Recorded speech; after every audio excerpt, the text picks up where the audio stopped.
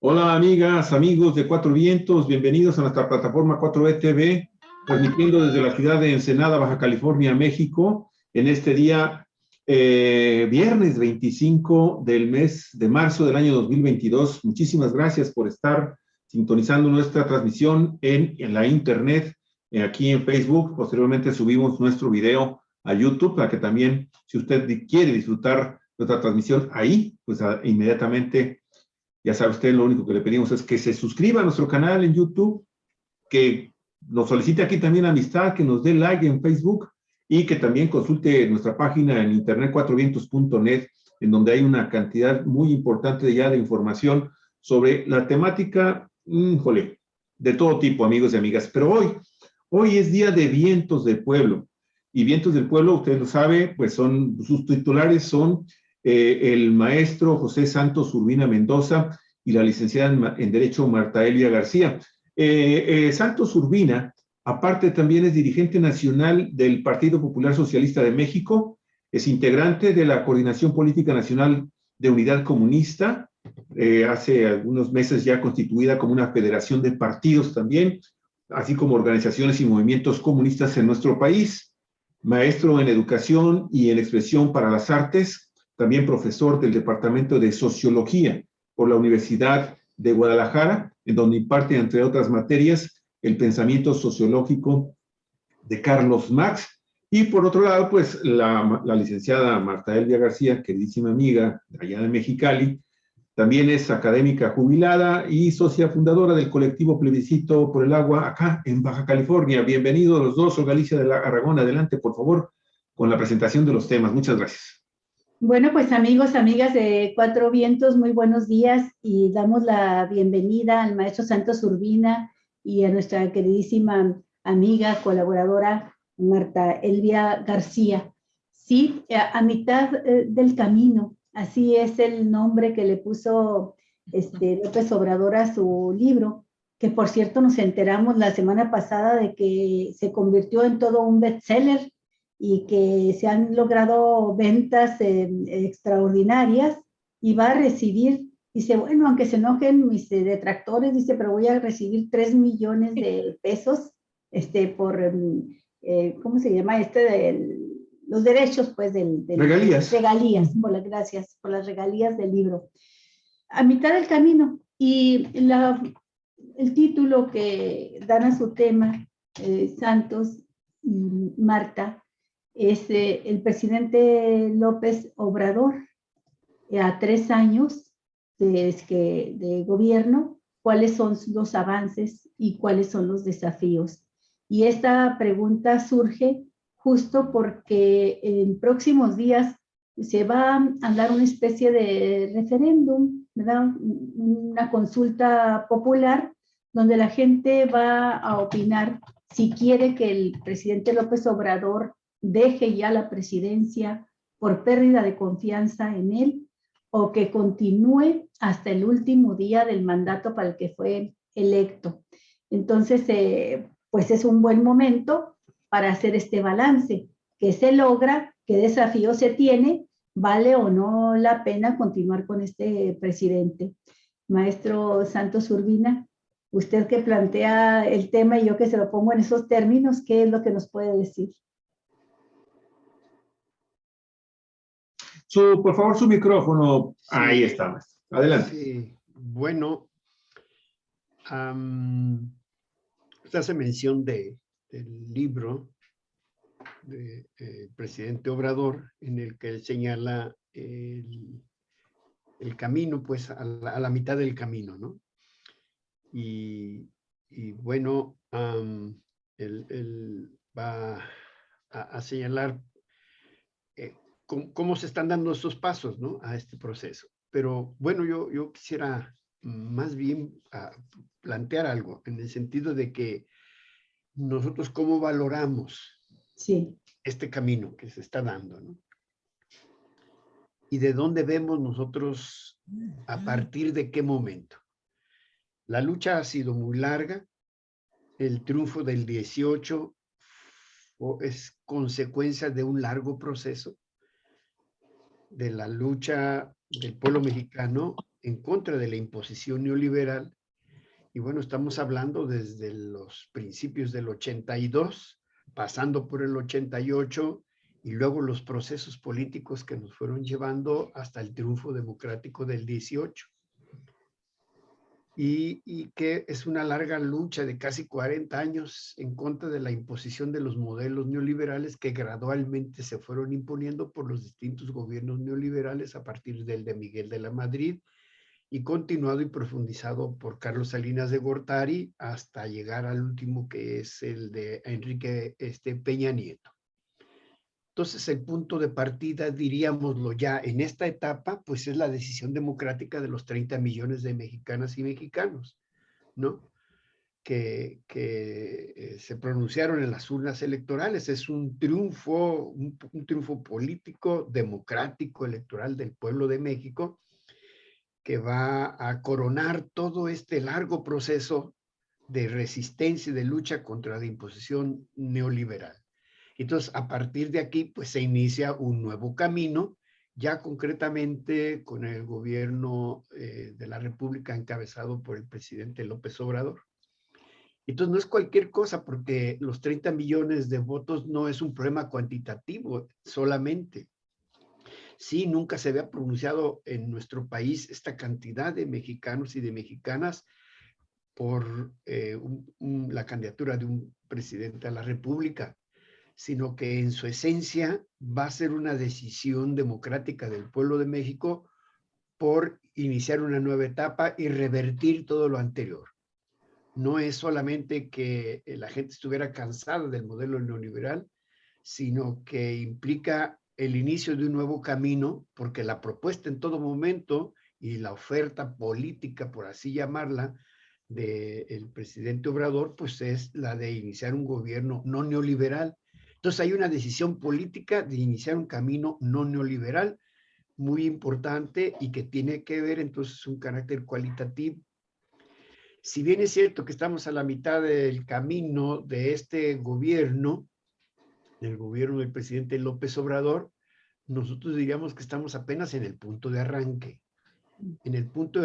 de un largo proceso que nos debe conducir a consumar los objetivos históricos de nuestro proceso revolucionario en México, que arrancaron con la lucha de independencia para lograr esa independencia política y conformar un país, que continuaron con la reforma con Juárez y que consolida la República, reconoce los llamados derechos humanos o garantías individuales a los mexicanos, separa la Iglesia y el Estado. Continuamos en la tercera etapa, tercer movimiento de este largo proceso revolucionario, en la Revolución de 1910-17, que establece pues las políticas, diríamoslo, de carácter social y que continúa dando paso al camino largo del pueblo de México y que hoy se propone y nos proponemos la cuarta transformación, que no será un trabajo de 6 años,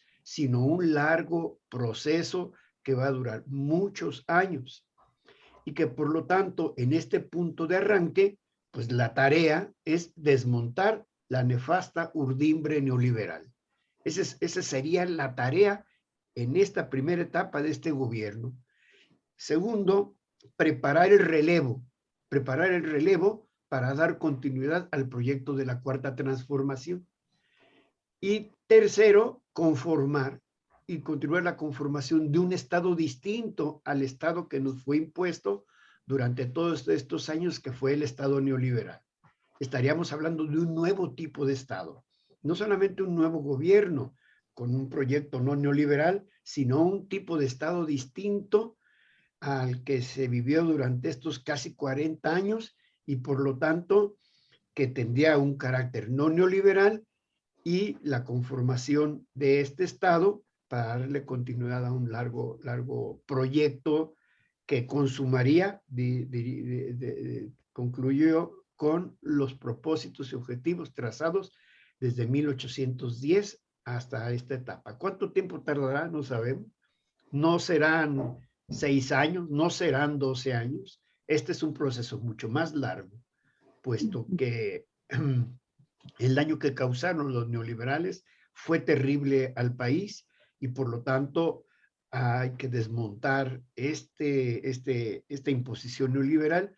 Afortunadamente se cuenta con el respaldo de carácter popular, ¿no? Yo diría un poco para ir comenzando a plantear el tema. Sí, y con sus palabras, maestro Santos Urbina, me recuerda a usted lo que López Obrador ha planteado como la característica fundamental de lo que denomina la cuarta transformación, cuando él se refiere a que esta transformación consiste en separar el poder político del poder económico. Y habla de que esta amalgama que se fusionó tan estrechamente durante el periodo neoliberal, pues se hizo de la corrupción parte estructural misma del Estado. Entonces, si ya no se trataba de la corrupción característica de los priistas y que había un gobernante que se enriquecía y otro también, sino que ya formó parte del modo de gobernar. Entonces, él nos plantea siempre esta lucha contra la corrupción como el camino a seguir para separar al poder político del poder económico. No sé si tú, Marta, nos pudieras dar una opinión de en cuáles actos de gobierno, decisiones de gobierno, se ha visto, y obras de gobierno, se ha visto con claridad esta separación de la política y la oligarquía. Sí, son muchos los actos de gobierno de López Obrador para poder advertir lo que señalas, Blanquita, porque en realidad la penetración de la oligarquía, de la derecha nacional y transnacional, pues está en todos los aspectos de la vida nacional, ¿no? No solo en lo estrictamente económico. Cuando López Obrador llega a la presidencia de la República, que por cierto, cuando toma constitucionalmente el mando, pues no significa que es el momento en que empieza a trabajar por el cambio, por su proyecto de gobierno. Sabemos que desde todo ese tiempo, ¿no?, en que es presidente electo, solamente desde que gana en las urnas, empieza a trabajar de manera intensa. Pero una vez asumido el cargo de manera formal, dijimos el 1 de diciembre del 2018, ya para mediados de ese mismo mes, estaba presentando la iniciativa de reforma educativa, ¿no? Que disgustó a la derecha, que disgustó a los grupos oligárquicos que ya estaban apoderándose de la educación, convirtiéndola prácticamente en una mercancía, ¿no?, puesto que se estaba privatizando la educación. Y luego también enseguida el gobierno hizo otras de inmediato, ¿no?, otras reformas importantes, una tras otra, y tenemos cómo llevó a la Constitución a convertir en una obligación del Estado el apoyo a los grupos más desprotegidos, ¿no?, a los sectores empobrecidos, cuando en el artículo 4 inserta las reformas para que todos estos apoyos sociales, todos sus programas sociales tengan categoría o jerarquía constitucional. Estoy hablando de sus programas de pensiones para los adultos mayores, para las personas con discapacidad permanente, para los niños y las niñas de madres trabajadoras, para los estudiantes, para los jóvenes que no tenían estudios ni trabajo, y otro tipo de programas para las poblaciones en estado de riesgo, fuesen de riesgos naturales o sociales, en fin, una serie de apoyos que que llegaron ya a convertirse en una obligación para el Estado, porque fue una preocupación, lo ha dicho siempre el presidente, de que para nadie lo que llegue al gobierno sea fácil ya quitarle esos derechos al pueblo de México. Entonces, recientemente, lo más reciente, podemos decir, y de manera ya muy radical, con lo que será seguramente de carácter histórico, ya la reforma en materia de electricidad, que si bien no rescata por completo o nacionaliza por completo el manejo de esta rama estratégica de la economía, como son los energéticos, sí, como ya lo vimos en una ocasión anterior que estuvimos aquí en Cuatro Vientos, es una reforma que abre la puerta ya definitivamente a que no sea negocio para los particulares seguir operando en esta materia, y que tiene todas las posibilidades de que muy pronto el Estado tenga que ser el propietario absoluto de esta importante rama de la economía. Así es de que, nada más para mencionar como ejemplo, yo diría que ese gran presupuesto, porque estas cuestiones que señalo en materia de protección al bienestar de la población más pobre, abarca el mayor porcentaje del presupuesto anual del gobierno de López Obrador. Es el presupuesto más alto, está en todo este tipo de programas sociales. Entonces, esto también me faltó señalar las reformas en materia de salud, que también se incorpora ya en el artículo 4 como una obligación del Estado, un derecho, el derecho a la salud de la población, a la población general. Entonces, creo yo que estas son unas medidas de entrada muy importantes en la política no neoliberal del gobierno del presidente actual, y que dejan claro que efectivamente se tiene toda la voluntad política de dejar atrás el modelo privatizador. No se ha autorizado ni una más privatización a lo largo de esta administración. Y en cada momento que se hace necesario, el presidente lo ratifica, no habrá ninguna privatización más del patrimonio nacional. Así que de entrada yo señalaría nada más como, dijéramos, apuntes estos temas a los que hay mucho que abundar, ¿no? Respecto de una política que nos aleja y que nos separa de aquel Estado protector de los intereses de la oligarquía, con todos los mandos, dijéramos, que esta tenía desde el Fondo Monetario Internacional, desde el Banco Mundial, de la OCDE, de todos los centros financieros imperialistas del mundo, claro, ¿no? Ya no son ellos los que gobiernan, y el presidente lo ha dicho con claridad en varios momentos. Sí, gracias, Marta. Maestro Santos Urbina, siguiendo con su línea de análisis en la que plantea pues que se viene de una lucha de muchos años atrás, pero además se plantea con mucha claridad el proyecto de gobierno que se quiere ejercer, y lo plantea López Obrador en su libro La Salida, 2018, La Salida.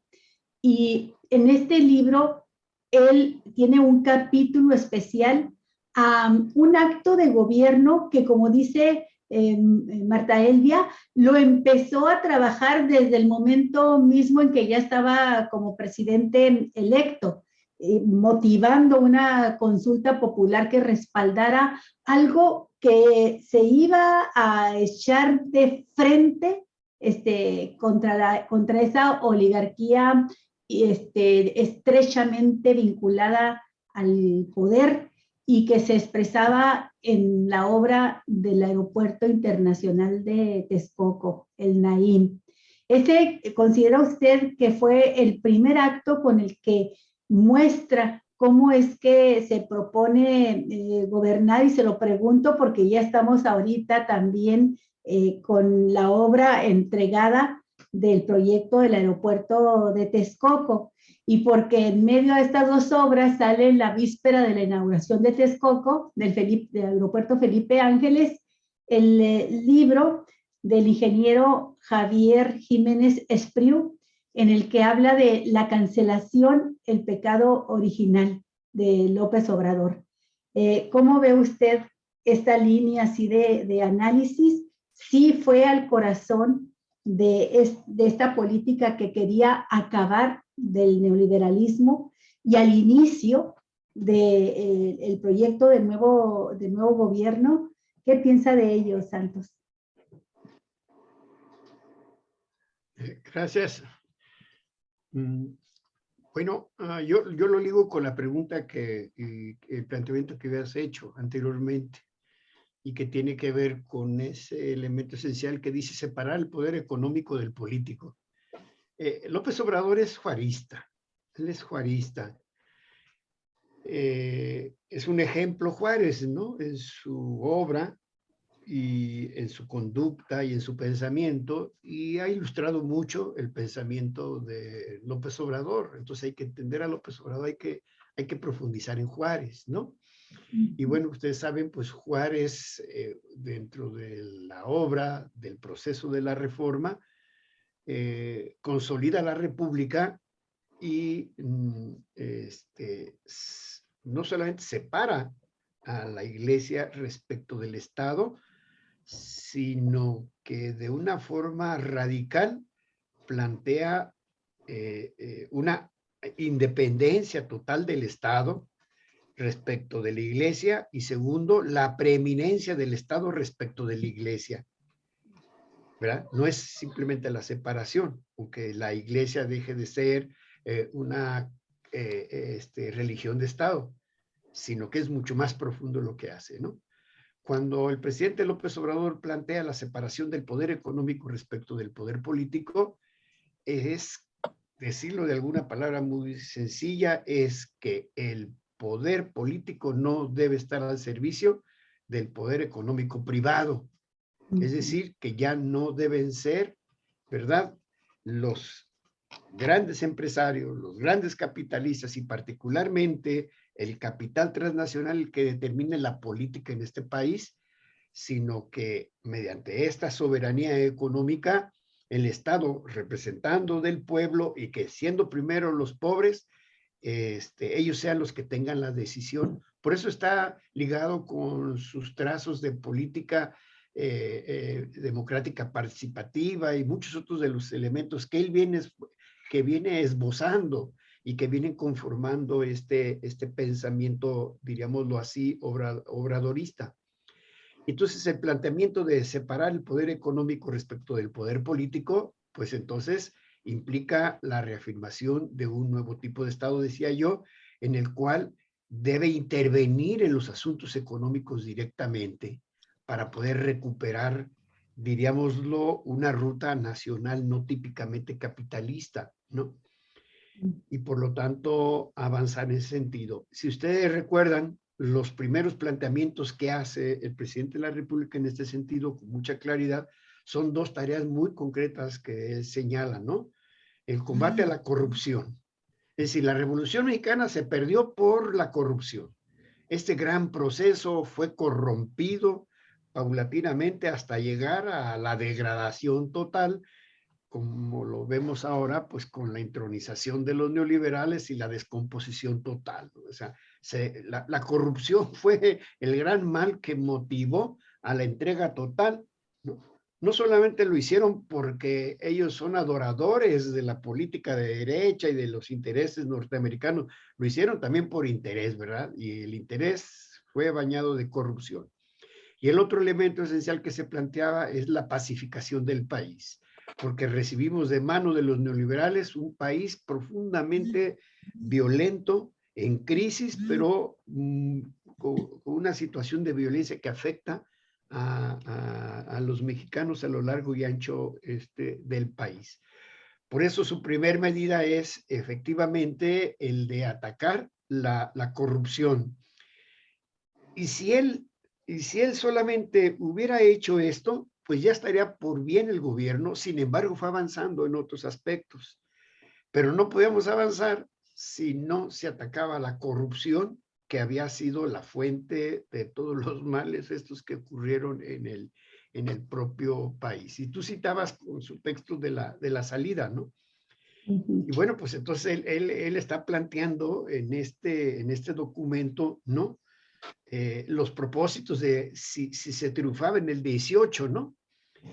¿Y qué plantea? La deuda, ¿no? Nuestro país ya no se ha endeudado, y entonces no ha tenido que recurrir a la deuda con el propósito de financiar como lo venían haciendo los gobiernos transnacionales que se nos impusieron aquí. Y ese ha sido un paso muy importante, porque mediante el ataque de la corrupción, en el sentido de ir cancelando este desangramiento económico del país, se han utilizado estos recursos que se iban a la corrupción para atender los programas de carácter social y para atender las emergencias como el propio COVID, ¿no? Mientras que en otros países se endeudaron y fue una estrategia también para endeudarlos más, aquí afortunadamente no se recurrió al endeudamiento para enfrentar esta pandemia, ¿no? Entonces, este problema que ya lo había planteado desde antes del 18, que tiene que ver con la deuda, bueno, pues es el cumplir con este compromiso, ¿no? Y por lo tanto, impulsar los programas de bienestar, de carácter social, ¿no? Por lo tanto, va a sentar las bases para ese camino. Y otro de los elementos que plantea y que tiene que ver es que planteó, además del combate a la corrupción, la pacificación del país, es el que se refiere a un nuevo tipo de moralidad, ¿no? Y que tiene que ver con principios éticos distintos a los que se había conducido los gobiernos de carácter neoliberal. Y por lo tanto, un plano ético necesario que debe conducir no solamente al gobierno, sino que debe permear en todo el país como condiciones para poder avanzar en este proyecto, ¿no? Yo lo resumiría, pues es el compromiso de alejarse de las políticas neoliberales. Y para mí, ¿cuáles serían entonces los logros más importantes, ¿no? Primero, el compromiso de que se aleja de las políticas neoliberales implantadas por los gobiernos anteriores que tanto daño hicieron. Eso es fundamental. Segundo, el de iniciar la reversión de las medidas neoliberales que fueron impuestas por los instrumentos de dominación económica mundial, ¿no? Esto que viene haciendo de reactivación de las gasolinas a través de nuevas plantas procesadoras de petróleo para la gasolina. Ese es un paso, digámoslo, importante. Y la otra, la de revisar los contratos que se suscribieron en muchos otros de los aspectos. Por ejemplo, está el tema del litio. No sé, parece que hay como 16 empresas que obtuvieron concesiones de territorio nacional para la explotación de litio. Y parece que nada más se está reconociendo solamente una empresa china ahí, pero que el litio, al pasar ya a dominio de la nación y por parte del Estado, es en su esencia una reversión de estos acuerdos y no solamente del modelo político, sino de los acuerdos concretos, ¿no? Y tercero, el que se refiere a iniciar el camino de la recuperación a través de la vía abierta por el proceso revolucionario de México, que es una vía propia de desarrollo y que se consolide en el concepto de la cuarta transformación. Es el reconocimiento otra vez de avanzar en el camino hacia nuestros procesos de independencia y que finalmente lo ligo en el concierto de América Latina, porque lo que está ocurriendo en América Latina es lo que también está ocurriendo en México, que es una revolución de liberación nacional. O llámele transformación de liberación nacional, pero su esencia es eso, ¿no? Es decir, avanzar por una vía propia, no típicamente capitalista que nos imponen. En el caso de que la vía típicamente capitalista, primero, no podemos ser como los países capitalistas desarrollados europeos o de Estados Unidos, pero la vía capitalista que nos imponen es la vía de un país que debe otorgar materia prima barata, mano de obra barata y mercado cautivo. Esa es la vía capitalista que ellos nos plantearon, los grandes corporaciones transnacionales, ¿no? La vía no capitalista es el desarrollo de nuestras fuerzas productivas, el desarrollo de nuestro mercado nacional y por lo tanto el de fortalecimiento de todos aquellos recursos económicos que nos den paso para allá. Diríamoslo, pues, profundizando más en lo que comentábamos. Sí, en unas palabras así descriptivas de lo que ha dicho, y el concepto acuñado de lo que ha dicho sería que sí estamos viviendo realmente un cambio de régimen, maestro. O sea, realmente estamos viendo un cambio de régimen a partir del triunfo de López Obrador. No fue un quítate tú para ponerme yo, no fue una continuidad para democratizar algo o dar una embarrada de política social de acercamiento con los pobres, es mucho más profundo. ¿Usted diría que sí hay un cambio de régimen régimen real? Así es, un régimen, diríamos, lo democrático y un régimen popular es el que se está planteando, ¿no? Efectivamente, sí, ya no es el régimen de carácter neoliberal, es un régimen que se plantea antineoliberal, antineoliberal, y que se plantea pues una ruta de carácter más popular, diríamoslo así, en las condiciones de este mundo neoliberal y en las condiciones en las que nos encontramos, ¿no? Hay muchos que quisieran que estuviéramos en otra etapa de desarrollo, pero hay que reconocer que la realidad es objetiva y esta es la realidad que nos fue heredada por casi 40 años de neoliberalismo, ¿no? Hay estructuras neoliberales y está, por ejemplo, el INE, ¿no?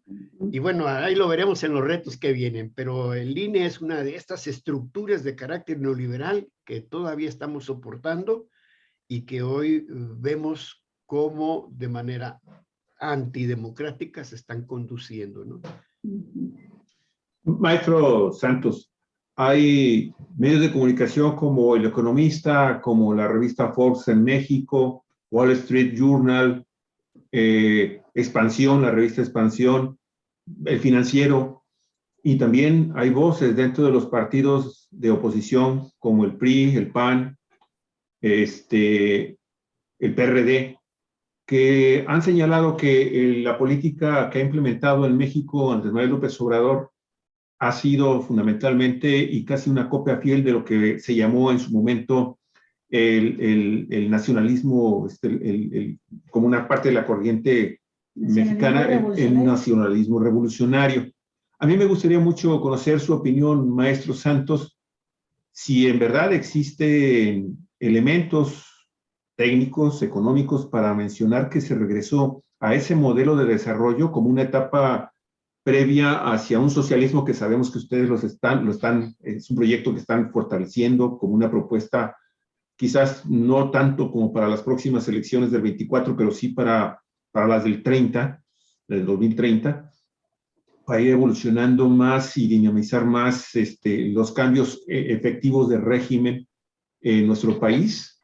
¿Cómo ve usted si hay similitudes o no las hay entre lo que está haciendo en este momento el presidente López Obrador en materia social, económica, política, cultural, y lo que podía ser el el nacionalismo revolucionario del priismo de los 60s, de los 50s y todavía parte de los 70s, maestro. Bueno, primero quisiera señalar que cuando estamos hablando de cuando se plantea ese concepto del nacionalismo revolucionario, y hay un Estado consolidado, y hay un Estado consolidado en materia económica. El Estado tiene el dominio absoluto de los energéticos, el Estado tiene el dominio de la industria extractiva, el Estado tiene el dominio en las áreas fundamentales de la economía, ¿no? Es decir, como producto de un largo proceso de avance que se inicia pues con el gobierno del general Lázaro Cárdenas, que ya desde antes habían establecido, ¿no? Ya en la Constitución se establecieron las premisas constitucionales para avanzar por esta ruta.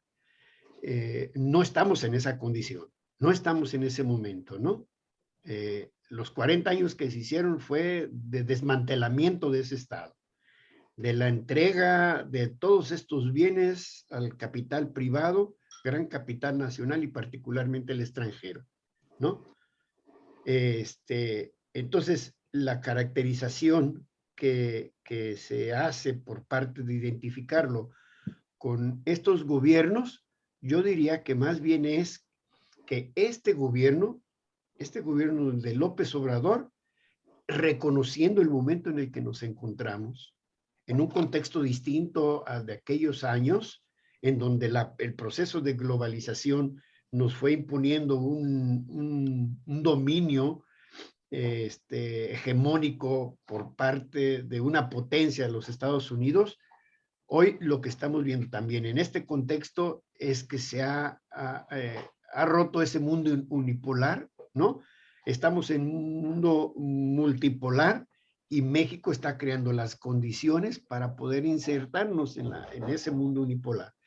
No está negando, por las condiciones en las que estamos, la participación del capital privado nacional. Vean ustedes la iniciativa de reforma eléctrica. El presidente tiene el poder de hacer un decreto de expropiación, así lo tiene el poder, ¿no? Sin embargo, ¿por qué no se hace? No se hace porque es un problema de correlación de fuerzas y de momento en el que nos toca vivir. Y más que la definición de una caracterización de propaganda que en un momento se dijo, ¿no?, del nacionalismo revolucionario, diríamos lo que está haciendo este gobierno es un gobierno nacional, patriótico, progresista, democrático y que se está proponiendo ser popular, con la idea de retomar el camino, de reiniciar ese camino, ¿no? O sea, sí andamos por ahí, por ese si lo sendero identificamos, del... sí. Sí, por ahí vamos. Si lo identificamos con el proceso, claro que sí, forma parte de ese proceso, efectivamente. También es así que se lo está planteando de avanzar al cuarto momento de la Revolución Mexicana, ¿no? De la cuarta transformación. Sí, y bueno, Marta, en ese mismo línea de pensamiento, yo recuerdo a una lectura reciente que hicimos de un análisis de Enrique Semo, el historiador, donde habla del nacionalismo, habla de las izquierdas en México, y se tiene que hablar en plural, y habla de que entre las izquierdas de México, pues se encuentra el nacionalismo revolucionario, se encuentra la izquierda socialista, comunista, pero se encuentran también una serie de fuerzas, el propio Ejército Zapatista de Liberación Nacional, con todas las diferencias que se tienen con ellos, y bueno, habla también del movimiento feminista, de las luchas de las mujeres, todo este conjunto de izquierdas, ¿no?, a las que se refiere como fuerzas transformadoras. Pero yo quiero volver a un punto fundamental que ambos han tocado y que es, así como López Obrador le dio un énfasis fundamental a la política social para dejar en claro que en su gobierno, por conveniencia de todos, por el bien de todos, tendrían que ir primero los pobres, ¿no? Y dio muestras de ello con la política social, los aumentos al salario mínimo, la reforma laboral, etcétera. También otro de los renglones donde más inversión ha realizado ha sido precisamente el de las energías, el sector energético. Y sin esperarse a que se realice la reforma eléctrica que está por resolverse ya quizá en la segunda quincena, a mediados de abril próximo, él ya empezó a hacer una serie de actos, de tomar decisiones de gobierno que fueron orientados a recuperar las refinerías, una inversión fuerte para rehacer refinerías que habían estado abandonadas, 6 refinerías trabajando al 10%, una sin producir nada, construir la refinería de Dos Bocas, que será la próxima inauguración de obra magna que se realice en este año, y comprar la refinería de Texas en Estados Unidos, donde ya tenía México el 50% de las participaciones, de las acciones. Bueno, a lo que voy es a lo siguiente. Ya a mitad de gobierno se ha logrado el 100% de autosuficiencia en la producción de diésel y se tiene solamente una dependencia ya de 60% en la importación de gasolinas. Y es el propósito de este gobierno lograr la autosuficiencia plena de gasolinas para el pueblo mexicano antes de que termine el sexenio. De hecho, está fijando como fecha finales de 2013 para tener esta autosuficiencia. Me gustaría, Marta, que tú nos dieras alguna opinión sobre lo que significa esta autosuficiencia en energéticos y lo que trae la reforma eléctrica. ¿Por qué consideras necesaria su aprobación? Lo que significa dentro de un proyecto que va en contra del régimen neoliberal, que va buscando un cambio de régimen hacia un gobierno post-neoliberal. Es muy importante, es básico, fundamental, ¿no? La independencia económica está precisamente en gran medida afincada en estas reformas, ¿no? No podemos hablar de soberanía, verdadera soberanía nacional, ni de independencia verdadera si no tenemos independencia económica. Y como ustedes decían hace un momento, en realidad estos 40 años anteriores de dictadura neoliberal, pues destruyeron la obra que se había podido cumplir en la línea del nacionalismo revolucionario, de manera que no se trata solo de detener, de parar ese modelo, sino de reconstruir lo que se destruyó. Entre esta terrible y dolorosa destrucción de lo avanzado, de la obra que nos daba independencia o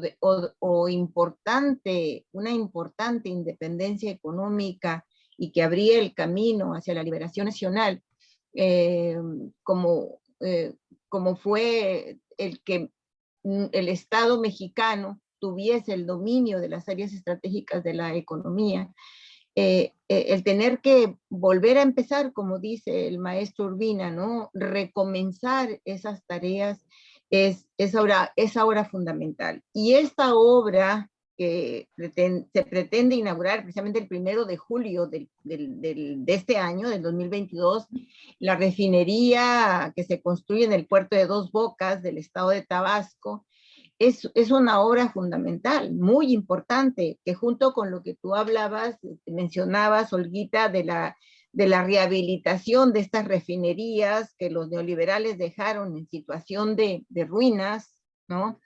Y la compra de la refinería de acá del estado de Texas, que ya le pertenece por completo a Pemex, junto con esta gran obra de la refinería de Dos Bocas, pues le permitirá autosuficiencia de combustibles a nuestro país, con lo cual se puede garantizar en la base fundamental de los energéticos, puede garantizar una estabilidad económica.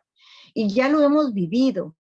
Ya hemos vivido esos momentos en que lo estamos viviendo ahora mismo con el conflicto bélico que hay en Europa, ¿no? De cómo hasta Estados Unidos, y ya no hablemos de países europeos, están sufriendo una terrible inflación que les causa el alza de los energéticos, ¿no? Y que nosotros hemos podido mantener controlado gracias a la visión del nuevo gobierno federal, del presidente López Obrador, de encauzar sus baterías en un primer momento, entre otros asuntos básicos, en la cuestión de los energéticos. Entonces, si no tuviésemos ahora estos cambios que ya hizo Pemex, en sentido nacionalista, ¿no? Dentro de los márgenes que le dejaba la terrible contrarreforma neoliberal de Peña Nieto en el 2013, poder extirpar la corrupción que había en la Secretaría de Energía, en Pemex, en CFE, y tomar el control de la administración en términos de honestidad, de moralidad y de respeto a la ley, digamos, dentro de los márgenes posibles, ¿no? Y entonces esto nos le ha permitido al Estado poder enfrentar esta situación. Y luego si a esto aunamos la posición de México frente al extranjero, en el escenario mundial, la posición de México frente a los países poderosos, ¿no? Que también, como ya lo mencionábamos, aquí está el espíritu juarista, porque López Obrador tiene muy presente el ideario juarista en su política interna y en su política exterior. Y aquí vale la pena mencionar que le ha recuperado para el Estado mexicano el honor, el prestigio en la política internacional, volviendo a poner en vigor y en práctica los principios constitucionalistas en materia de relaciones internacionales, de política exterior, como son el principio de no intervención y autodeterminación de los pueblos, establecido en la fracción 10ª del artículo 89 constitucional, que habla de las facultades del presidente de la República. Estos dos principios juaristas, que vienen desde los sentimientos de la nación del gran José María Morelos y Pavón, y que aplica de una manera extraordinaria, magistral, ante el pueblo de México y ante el mundo entero, el benemérito de las Américas, ¿no? Los ejecuta en la práctica para mantener la soberanía y darle a México la fisonomía de una verdadera república. Esos principios de no intervención y de autodeterminación de los pueblos, aunado a la solución pacífica de la controversia, a la igualdad jurídica entre los estados y otros principios que señala esta fracción del 89 constitucional, pues han reinspirado la política internacional de nuestro país, y hay que adjudicarle también este mérito al gobierno actual. Es muy importante, de manera de que no nos va a doblegar ni las presiones, dijéramos, imperialistas del vecino del norte, ni tampoco las europeas, como lo estamos viendo con España y con ese lépero o intervencionista o injerencista Parlamento Europeo, ¿no? que pretendió regañar al actual gobierno, olvidándose de que ya el gobierno que hoy tenemos no es el mismo que ellos trataron en los años inmediatos anteriores, ¿no? Entonces, yo señalaría que, volviendo más concretamente a tu pregunta, Olguita, de que rescatar la soberanía energética es básica para avanzar hacia un camino de liberación nacional, entendiendo esto, la independencia económica, ¿no? Porque no se puede tener independencia política sin independencia económica. Fíjate que ahorita me hiciste recordar algo que yo he estado observando en los últimos, pues ya los últimos, cuando menos un par de meses, y que también tiene que ver con una parte de la administración pública que encabeza el presidente con relación al tema de los medios de comunicación, que pues en una acción concertada con los poderes fácticos de este país, y de derecha y de ultraderecha, pues emprenden un día sí y otro día también, pues campañas mediáticas tratando de minar de alguna forma el poder que ha llegado a tener y la opinión pública que tiene a su favor el presidente López Obrador. Y me refiero específicamente a cómo poco a poco la relación con los Estados Unidos también se ha ido, si no enfriando, sí poniéndose tibia. Poniéndose tibia en el sentido de que últimamente hemos escuchado con el tema, por ejemplo, de la reforma eléctrica, del tema del litio, del problema con los medios de comunicación, con algunos medios de comunicación. Hemos escuchado voces desde los Estados Unidos que están cada vez haciendo declaraciones que denotan ya, francamente, acciones de carácter intervencionista. La última fue precisamente la que el día de ayer emitió el embajador de Estados Unidos en México, ¿sí? Este señor que, molesto por el grupo de amigos que se hacen, que se forma en el Congreso de la Unión Mexicano a favor de Rusia, ¿sí?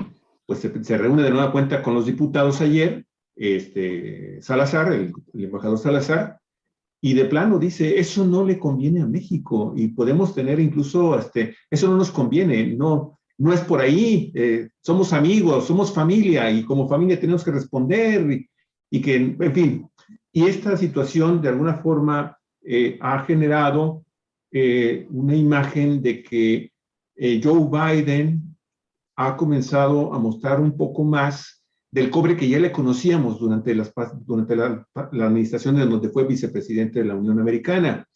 Y con el tema ya de la guerra en Ucrania, y entre Rusia y Ucrania, y es Rusia contra el Occidente, y los medios de comunicación que afines al neoliberalismo que encabeza la Unión Europea y el gobierno y en Washington, pues han estado emprendiendo una serie de acciones de censura gravísimas en contra de la libertad de información, el derecho a la prensa y a la libertad de expresión, pues para aquellas naciones que pues de alguna forma habíamos tenido acceso a medios de comunicación alternativos que daban también la versión correcta o falsa, pero era la versión del gobierno de la Unión de la Federación Rusa. Entonces, profesor Santos, maestro Santos, a mí me gustaría mucho conocer su opinión sobre este intervencionismo que también estamos viendo que peligrosamente está aumentando por parte de los Estados Unidos hacia México, hacia sus políticas internas en México, ¿sí? Y que están tratando de presionar a Andrés Manuel López Obrador para que se someta de nueva cuenta, pues a los designios, ¿no? del gobierno estadounidense. Y esto me preocupa en función de lo que viene en este mismo año en materia electoral, en materia de las reformas que se vienen también en el Congreso de la Unión, ¿sí? A propuestas del mismo presidente de la República. Y bueno, pues la perla de la corona en el 24, ¿no? El cambio de presidente en México. Por favor, me gustaría mucho conocer su opinión, maestro Santos, si fuera tan amable. Sí, gracias. Bueno, es que ese es un gran reto ya en este momento del presidente, sí, bueno, ¿no? Si estamos hablando de los desafíos que tiene frente, a los desafíos. ahí vemos uno, ¿no? Un pequeño torito, ¿no? un pequeño torito. Un búfalo. Un mamut ahí, Mamut. viejo, Uno de esos ¿no? caballos que se están Armado hasta apareciendo los ya. dientes. Tremendo. Bueno, el presidente de la República dice, estamos en en un periodo de enfrentar pues, a los neoporfiristas, ¿verdad? Y identificaba a los gobiernos neoliberales como neoporfiristas. Sí. Bueno, pues cuando Madero, y el presidente Obrador reconoce a Madero, ¿no? Sí. ¿Quién no va a reconocer a Madero? Hay sectores de la población que no reconocen a Madero. De izquierda, ¿no? Dicen, no, pues era un representante de la burguesía, etcétera. Pero qué valor de este hombre, ¿no? Sí, claro. Al llamar al levantamiento armado de todo un pueblo. Sí. No. Y bueno, cuando él llega a la presidencia y ve la estructura, que es la estructura económica de un país colonizado, de una economía en manos de los extranjeros, de una estructura política decrépita, electoral que ficticia negaba la democracia y de un ejército de casta, bueno, se encuentra ante esta realidad y comienza a hacer las primeras obras, estoy hablando de Madero, y bueno, solamente de pensar la posibilidad de poner un impuesto a la extracción del petróleo a los Estados Unidos, les preocupó y lo mandaron a asesinar, ¿no? Así es, no hay de otra. Así es. Así de claro. Veían una amenaza a sus intereses porque ya los Estados Unidos desde 1906 habían iniciado la extracción de los hidrocarburos del petróleo y sabían todo lo que había en México y entonces no querían ningún riesgo y para ellos representaba la posibilidad de un impuesto a la extracción del petróleo un riesgo a sus intereses. Imagínense lo que representa ahora el planteamiento del presidente de la República de iniciar de profundizar este camino que tiene que ver con esta soberanía energética y claro, pues les afecta a sus intereses y las amenazas están ahí, pero desde el principio, ¿no? Desde el principio están ahí y los sectores ligados a la oligarquía y a todos los cabilderos de las compañías transnacionales y de los intereses norteamericanos, pues han venido trabajando, ¿no? Han estado ahí presentes, agresivos, llevando a cabo ese mismo programa de desestabilización que han aplicado en otros gobiernos en América Latina, ¿no? Aquí a pie juntilla están siguiendo los pasos y esa es una verdadera amenaza. Y bueno, pues la mejor cura ante esta amenaza, pues es el respaldo popular que debe contar este gobierno, ¿no? Hoy lo vamos a aprobar el día 10 de abril, vamos a ver cómo está. Sigue habiendo un profundo respaldo, pero ahora el 10 de abril estoy seguro que se va a ratificar este respaldo de carácter popular. Las amenazas siguen presentes, ¿no? Afortunadamente el presidente se ha conducido de una manera muy acertada, ¿no? Por ejemplo, como ya lo planteaba nuestra compañera Marta Elvia, el de recuperar la política internacional. México había asumido ya un papel de monigote y de subordinado de las políticas internacionales de los Estados Unidos. Realmente era vergonzoso el papel que asumía México en política internacional. Y el recuperar estos principios de política internacional, de autodeterminación, de no intervención en los asuntos internos de los otros países, etcétera, pero además de la solidaridad con los pueblos que están en lucha por su independencia, pues claro, esto pues afecta a las orientaciones de política internacional de los Estados Unidos. México le quemó la pólvora al grupo de los 15, creo que se llamaba el Grupo de Lima, que lo tenían en la OEA, ¿no? Para atacar a Venezuela y atacar a Cuba y atacar a todo aquel gobierno que en América Latina planteara una rebeldía a los intereses norteamericanos, ¿no? Y los señores estos de Peña Nieto y todos ellos, pues ahí seguían los dictados y México formaba o forma parte de este grupo y la presencia de México ¿verdad? Rectifica ahí el camino y en la OEA tiene una posición con mucha valentía realmente, y en relación con Venezuela y en relación con América Latina. Entonces México recupera su política internacional en el caso de nuestro continente, ¿no? De nuestro subcontinente. Entonces eso, pues los Estados Unidos les da preocupación, ¿no? Pero no tendrían de qué preocuparse. En realidad, el gobierno actual ha actuado con mucha paciencia en ese tema, ¿no? ¿Qué cree, maestro, Pero bueno, que vaya a decir López Obrador en la reunión del Cumbre de las Américas que está planeado para realizarse en el segundo semestre de este mismo año y en donde existe la posibilidad de que incluso esté presente Joe Biden, por favor? Pues yo creo que no le queda otra más que, como lo ha hecho, ¿no? Actuar bajo los principios de no intervención, de autodeterminación, la solución pacífica de las controversias, que en la práctica lo está planteando el presidente en los hechos, ¿no? Hemos llevado este proceso, se ha llevado este proceso de manera pacífica, ¿no? A pesar de todas las amenazas que hay ahí, ¿no? Yo creo que se van a saludar las manos y creo que va a estar muy bien en esta. Oiga, pero López Obrador camino. lleva detrás de sí al CELAC, ¿eh? Sí, sí, con todo este respaldo, ¿no? De carácter de América Latina en este sentido, ¿no?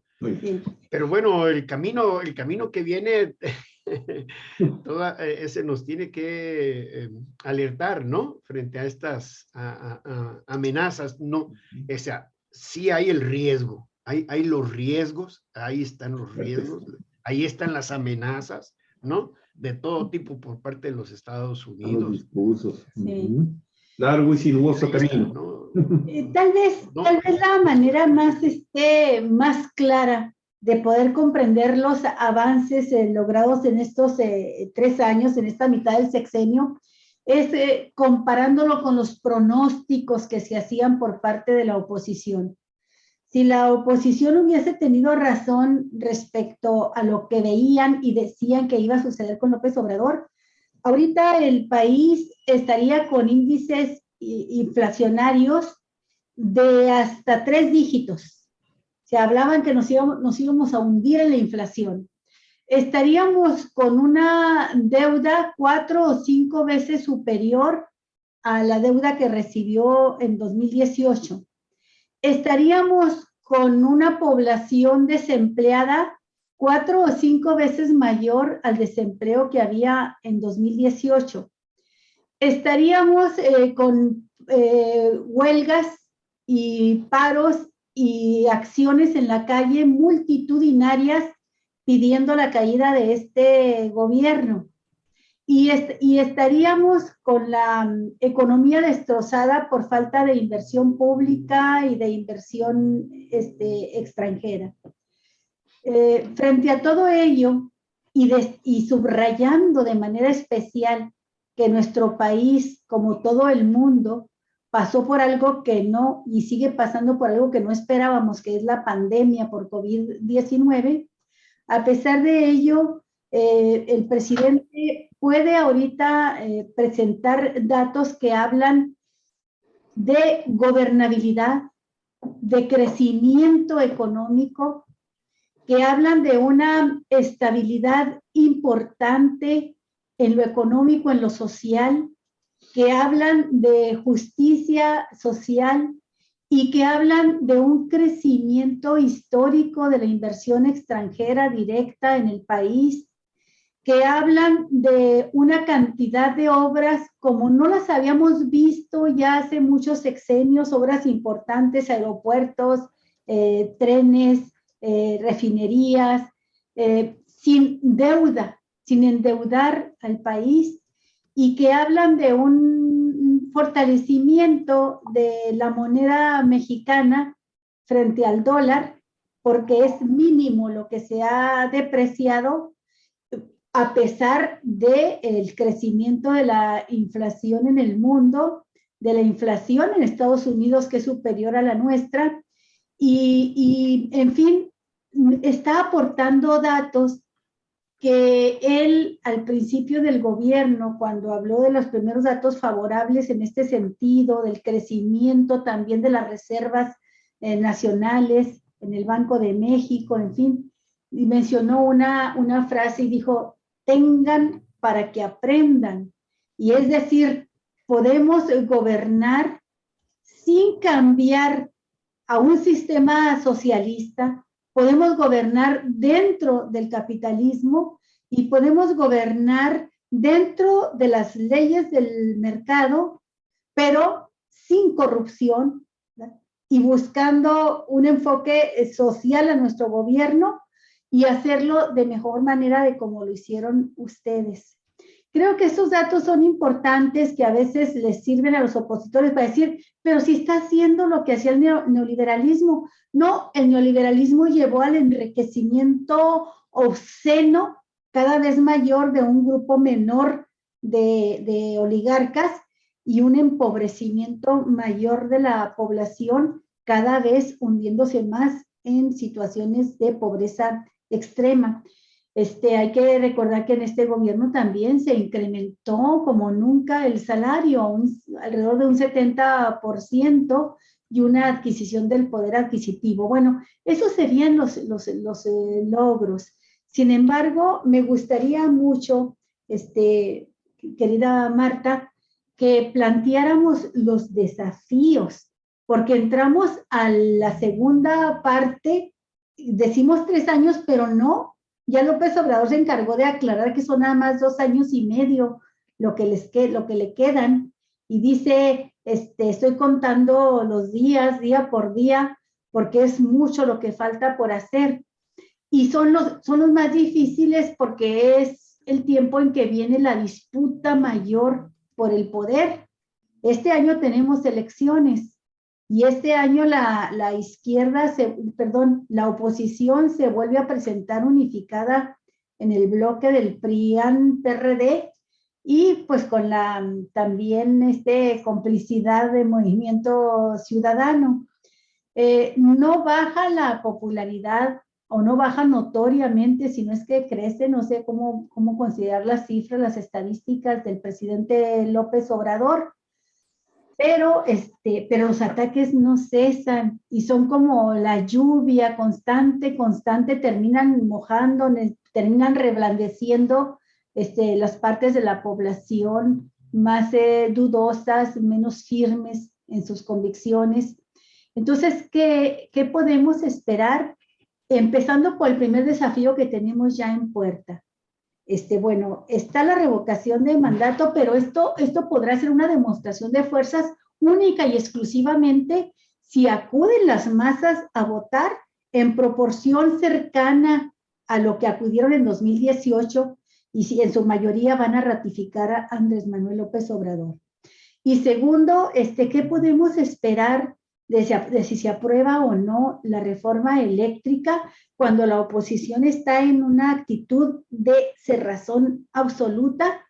¿Y qué podemos esperar también que suceda con las fuerzas progresistas y con un Morena que no termina de agarrar la onda, no termina de ponerse a la vanguardia en esta pelea que parece ser que se la dejan a Andrés Manuel López Obrador y a algunos de sus más cercanos integrantes de su equipo, a Claudia Sheinbaum, etcétera, y empiezan a darse también ciertas divisiones dentro del bloque morenista, como las confrontaciones cada vez mayores con Ricardo Monreal y todos estos escándalos que hemos visto los últimos días. Los desafíos, Marta. Bueno, ¿me escuchas, Olguita? Es que no sé si está bien. Bueno, viene una parte también muy importante, ¿no? De este diálogo, de esta conversación que tenemos. Pues el propio presidente de la República en el libro de A la mitad del camino, que por cierto comienza desarrollando su libro con el tema de la revocación de mandato y luego después con la corrupción y termina hablando de que él reconoce que su principal desafío de él todavía en esta segunda parte será el de la seguridad pública. Él reconoce ahí de que este es el tema que aún le sigue inquietando y preocupando tanto de manera fundamental entre todos los demás, porque sigue siendo un tema sin resolver, ¿no? Fue tan terriblemente violento el país que le dejaron los gobiernos, principalmente de los dos anteriores, del 2006 al 2018, ¿no? Del guerrerista Calderón, y que continuó Peña Nieto en esa absurda y dijéramos ilegal en todos sentidos ley, guerra que desataron contra el crimen organizado.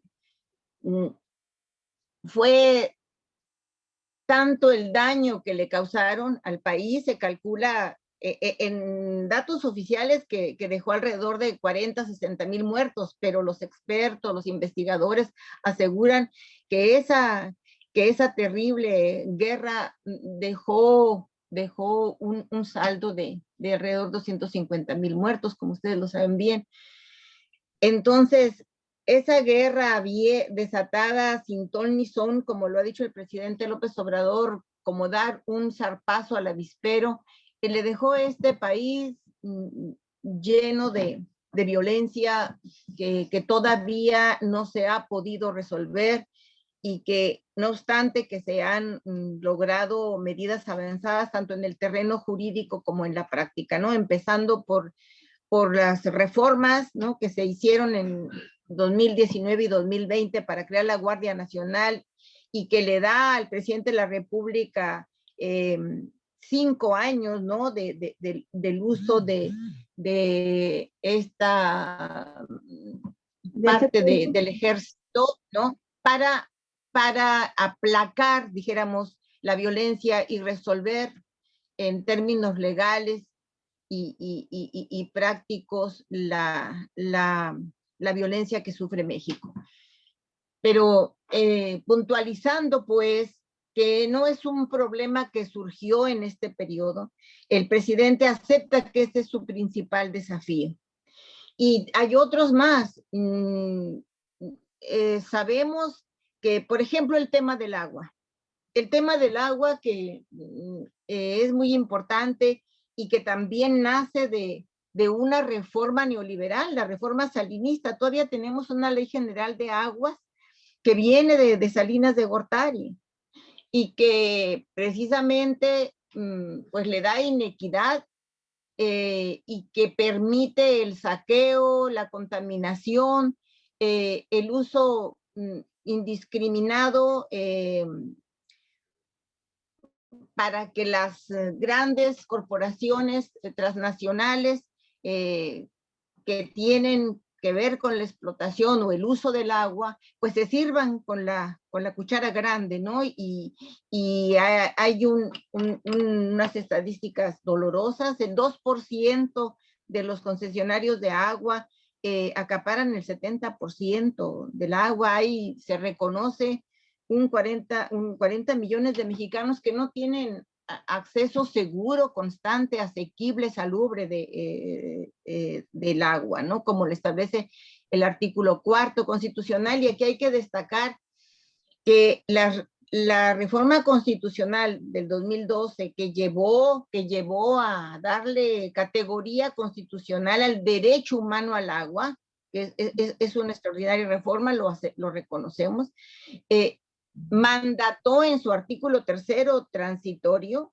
mandató al Congreso Nacional a que realizara o que legislara y creara una ley nacional de aguas o ley general de aguas en un plazo de 365 días.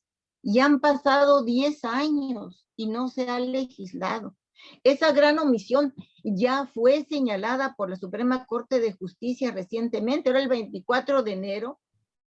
La Suprema Corte de Justicia señaló esa omisión en que ha incurrido, una terrible e injusta omisión en que ha incurrido el Legislativo Federal al no crear una nueva ley general de aguas que precisamente garantice el derecho humano al agua y que destruya ese acaparamiento de los grandes concesionarios, de las empresas mineras, de la industria, de las bebidas, de los alimentos, generalmente transnacionales, que están no solo saqueando los recursos hídricos, sino que están contaminando el agua, el suelo, etcétera, a través de ese saqueo. Entonces creo que un desafío fundamental es impulsar esa reforma que crea esa ley general de aguas, y aquí el exhorto, el llamado es también al Poder Legislativo, ¿no? Para que trabaje en ese sentido, porque hay una iniciativa ya muy estudiada, que logra los principales consensos del país, en el seno pues ya de la Cámara de Diputados, en el Congreso de la Unión, y esa iniciativa debe de descongelarse y que los aguatenientes dejen de existir en nuestro país. Entonces yo creo que, creo que estoy hablando ya, acaparando mucho tiempo, pero yo diría que, como lo señala el presidente, el desafío de la seguridad pública y el derecho a garantizar con una legislación justa y soberana para nuestro país el derecho humano al agua, creo que son, entre muchos otros, los dos importantes e inmediatos desafíos que tienen nuestro gobierno en estos próximos años. Gracias. Sí, gracias, Marta. Maestro Santos Urbina, ¿cuáles son los desafíos y qué pronósticos tiene usted para dentro ya de 2 semanas prácticamente respecto a la reforma eléctrica? ¿Saldrá adelante esta reforma constitucional? ¿El titanio?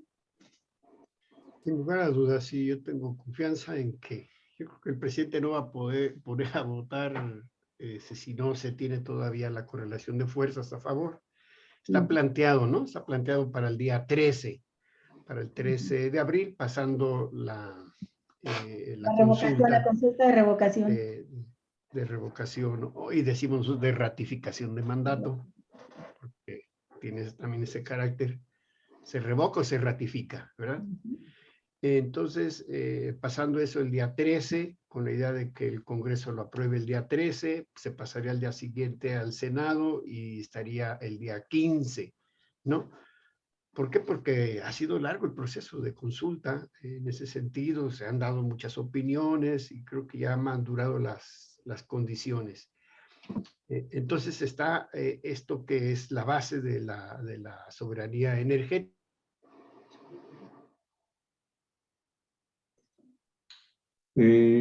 A ver, por favor, si fueran tan amables.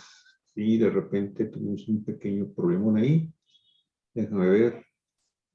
Sí, de repente se nos cayó ahí la transmisión. Y bueno, ahora sí. A ver, maestro, se nos cayó la transmisión como casi un minuto, unos 30 segundos. Bueno, decía yo entonces que la soberanía energética es este reto a consumar con estas iniciativas, más lo que se ha hecho en materia de hidrocarburos y de refinación de la gasolina, ¿no? Las 5 refinerías, 2 Bocas y luego Deer Park, todo lo que viene haciéndose en el sureste, que va a incorporar a esta región que había permanecido aislada del propio desarrollo, ¿no? Incorporarlo al desarrollo de carácter nacional. Siguen siendo tareas y retos, pero bueno, viene la reforma electoral, que será la reforma que queremos que sea una reforma política, democrática, ¿no? En el que tendrán que establecerse nuevas articulación de los mecanismos, de nuevas formas democráticas, como el que ya se viene impulsando con la democracia participativa, etcétera, ¿no? Que logra hacer realidad lo que establece el artículo 3º constitucional en materia democrática, que dice que la democracia pues no solamente es una estructura de gobierno o un orden político, ¿no? Sino como un sistema de vida fundado en el constante mejoramiento económico, social y cultural del pueblo. Y por lo tanto, que esta forma instrumental de la democracia garantice el aspecto esencial de la democracia, que es el bienestar. Entonces, es lo que viene. Está también lo de ligado al compromiso de la pacificación nacional, el que está la reforma sobre la Guardia Nacional. Ese es uno de los temas muy preocupantes y de los grandes retos de este gobierno, de los 2 años y medio que le quedan, puesto que, como vemos, la delincuencia en el país y la violencia es una constante como herencia de lo que durante tantos años se fue entregando, ¿no? Otro de los elementos que yo considero que tiene que ver con el problema de la conciencia. Es decir, vemos que las condiciones objetivas, materiales, para poder impulsar este desarrollo democrático, económico y social del país están dadas, pero que también tienen que ir acompañadas también con el desarrollo de las condiciones subjetivas de la población, que lo hagan posible y por lo tanto la necesaria movilización del pueblo de respaldo a todas estas obras de gobierno. La necesidad de respaldar a través de la movilización popular y social, y que significa elevar la conciencia y lo que nosotros planteamos como una revolución de conciencias, ¿no? Y que está ligado entonces a la formación. Y se hizo la reforma educativa en el 19, se plantearon los principios ya en el constitucionales, se estableció una ley general de educación, y bueno, ahora lo que procede es que aterrice en el sistema educativo nacional para ir conformando esa conciencia nacional tan necesaria en este momento, que le dé continuidad a un proyecto histórico desde el punto de vista social, desde el punto de vista cultural, desde el punto de vista de todo lo que es la superestructura. Entonces, el tema educativo hay que profundizarlo, ¿no? Hay otros temas que tienen que ver con la cuestión fiscal, que son temas muy complejos y que en su momento tendría que venir un proceso de reforma fiscal. No está planteado, pero sin lugar a dudas tendría que venir, y que serían retos. ¿Para qué? Pues para hacer lo que efectivamente el aspecto democrático también vaya a esta cuestión de las finanzas, y por lo tanto de la obligación de los mexicanos que tienen para sostener la economía del Estado, de la Federación, de los estados y los municipios, a través del principio también el reconocimiento a la equidad, ¿no? Y por lo tanto profundizar la justicia que tenga que ver con la cuestión fiscal, con el propósito de que la población pague lo que le corresponde, y que paguen también aquellos que más tienen, ¿no? Y finalmente el relevo. Yo diría, ese es uno de los retos que vienen: consolidar el proyecto de la Cuarta Transformación, garantizando el relevo para la continuidad, ¿no? Que es el sujeto de la continuidad. Y por lo tanto, garantizar que este proyecto se profundice y se radicalice en el sentido, como lo dice el presidente Obrador, ¿no? Que vaya a las raíces de las causas, ¿no? Porque además ya está dada la línea, ¿no? Lo dijo en su intervención ahora a los 3 años, ¿no? Hay que anclarnos a la izquierda, ¿no? Y no decimos el camino está a la izquierda, ese es el camino, ¿no? Y el camino que está a la izquierda es el de profundizar nuestro proceso transformador iniciado con la lucha de independencia. Esa es la ruta, ese es el camino que tenemos que desarrollar, y el relevo del 24 tiene que tener esta característica. ¿Y qué características debiera de tener quien releve a López Obrador? ¿Usted a quién está viendo más cercano o cercana al perfil que se requiere ahora que ya no esté López Obrador en la presidencia? Bueno, me estaba diciendo a quién preferiría que fuera. Sí. Pues, bueno, a mí en lo personal, tengo mi preferencia personal, ¿no? Yo creo que ya es el momento de relevo en el país también, y de que las mujeres asuman un papel preponderante, importante en las decisiones del rumbo del país, ¿no?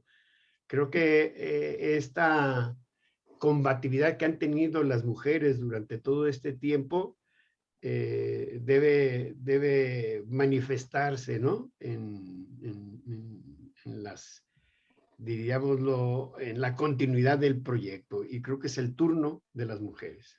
Es el turno de las mujeres así en general, de Tania, de Tatiana Cloutier, de Rocío Nale, o de Claudia Sheinbaum. Bueno, yo de lo que veo que con más definición, pues es la Claudia, que es la que ha, Sheinbaum, la que más, de forma más leal ha aplicado los principios y la política del presidente, ¿no? Bueno, a mí también me gusta ella. Marta, tú mencionabas ahorita uno de los grandes desafíos, el de la seguridad pública. Y me faltó hacerles la pregunta, pero creo que vale la pena mencionarlo todavía en este momento. Yo creo que a 3 años ya de gobierno, lo que sí nos ha quedado clarísimo es que ya no es el ejército, ni son agentes federales los que participan en las ejecuciones, desapariciones, torturas, masacres, que eso era lo que más dolía del pasado, sobre todo del gobierno de Calderón, que continuó con Peña Nieto. Ahí tenemos el caso emblemático y dolorosísimo de los estudiantes de Ayotzinapa, para mencionar solamente uno, y el problema generalizado masivo de las desapariciones de personas en este país, que mantienen a un cuadro político importantísimo como Alejandro Encinas, pues metido día y noche trabajando en esto, en buscar cuerpos, en buscar cómo identificar cadáveres, en aliviar el dolor de muchas familias. Creo que ese es uno de los logros importantes, el que no están metidas las fuerzas federales. Otra cosa es lo que puede estar sucediendo a nivel de autoridades locales, municipales, porque hasta el tuétano se metió el crimen organizado en corporaciones municipales, en ayuntamientos, y pues tenemos pruebas de ello documentadas por periodistas como Miroslava Bridge, que les costó la vida demostrar cómo el narco estaba ya poniendo a sus gobernantes en los municipios, quedándose con las áreas de seguridad pública, con las áreas de obras públicas, etcétera. Pero creo que aparte de esto, que sí vale la pena destacarlo, también yo les pregunto si ustedes consideran que en esta revolución de las conciencias de las que habla López Obrador, se ha operado o se está operando también una revolución de las conciencias en el ejército. ¿Qué imagen tuvieron ustedes ahora del ejército? López Obrador ya lo venía diciendo de tiempo atrás, pero como que ahora fue muy gráfico, muy visual, ver al ejército con la gente en la inauguración del aeropuerto, y a mí me provocó muchos sentimientos encontrados. No, la memoria viva de los militares masacrando a estudiantes en Tlatelolco en 1968, todavía la memoria reciente de la sospecha de la participación del ejército en la desaparición de los normalistas de Ayotzinapa, las masacres en las que se vieron involucrados, todos los ilícitos que se cometieron, y que López Obrador lo dijo en esta inauguración del aeropuerto, actuaron bajo órdenes del comandante supremo, es decir, del presidente en turno. Dijo, yo no jamás daré una orden de reprimir al pueblo. Pero ¿ustedes creen, confían en que estemos viviendo un cambio importante en el ejército mexicano? Que se convierta en este pueblo uniformado y que forme parte también, como lo está haciendo con su participación en la obra civil y en la seguridad pública, que forme parte de la 4T, después de López Obrador sobre todo. Martita. Bien, sí, Olguita, como ustedes ya lo dijeron al principio de esta charla, el ejército mexicano tiene un origen popular a partir de la Revolución Mexicana. Surge un ejército salido de la entraña del pueblo, ¿no? Y es un ejército que por su origen de clase es un ejército disciplinado y leal a la institución civil, de manera que las responsabilidades de sus acciones en contra del pueblo, su participación en actos muy focalizados, tanto en el tiempo como en el espacio, como esos que tú señalaste, pues más que imputárselos a la institución en general del ejército, hay que imputárselas a sus mandos, ¿no? Al comandante en jefe. Y esto viene a recaer pues en la autoridad civil prácticamente, ¿no? En el presidente de la República o en su gabinete. Y en general en el gobierno, en los tres poderes, en momento dado. Así es de que eso lo estamos comprobando ahora con un cambio de visión, de ética, de moral, política, como es la que le imprime el actual presidente de la República. Ya no vemos genocidios como el cometido en el sexenio de Zedillo o allá en Chiapas, ni tampoco hay tlatlayas, ni tenemos un San Fernando, ni tenemos otro caso terrible y doloroso aún sin resolver, que es el caso de Ayotzinapa, entre muchos otros. Porque ya no vienen los crímenes del Estado, no son crímenes de Estado, y vemos que ahora el ejército está participando en obras que la propia Constitución le señaló para tiempos de paz, ¿no? En obras de construcción, de beneficio para el pueblo, y no solo atiende a las poblaciones en los graves problemas causados por la naturaleza, ¿no?